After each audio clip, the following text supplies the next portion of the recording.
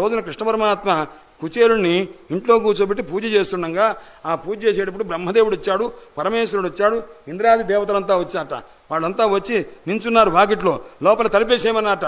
కుచేరుడు ఎప్పుడైతే వచ్చాడో లోపలికి వచ్చిన తర్వాత రే అబ్బాయి ఎవరు రావడానికి వీల్లేదు, ఎవరు వచ్చినా సరే లోపలికి పంపించడానికి వీల్లేదు, వెంటనే తలిపేసేయండి అన్నారు. తలిపేసేశారు. అప్పుడు కుచేరుడు కూర్చోబెట్టి బ్రహ్మాండంగా పూజ చేస్తూ పరమానంద పడిపోతున్నాడు మహానుభావుడు.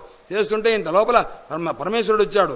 వస్తే నాయన అక్కడ ఉన్నటువంటి భటుడు నమస్కారం చేసి స్వామి అక్కడ దయచేసి అటు కూర్చోండి, ఆ కుడివైపు కూర్చోండి అన్నట్ట. బ్రహ్మదేవుడు వచ్చాడు సరస్వతీదేవితో, ఆయన ఎడమవైపు కూర్చోండి అన్నాడు.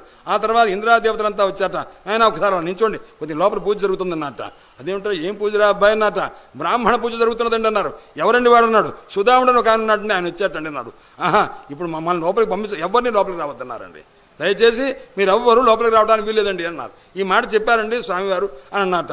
ఆహా, అలా అనుకొని వాడు కొంతసేపు కూర్చొని నమో బ్రహ్మణ్యదేవాయ గోబ్రాహ్మణ హితాయ చ జగద్ధితాయ కృష్ణాయ గోవిందాయ నమో నమః అని ఆ శ్లోకం చెప్పి ఒకసారి జయకారం చేసి వెళ్ళిపోయారయ్యా. అటువంటి వాడు మహానుభావుడు కుచేరుడు ఎంత గొప్పవాడో సుమా అని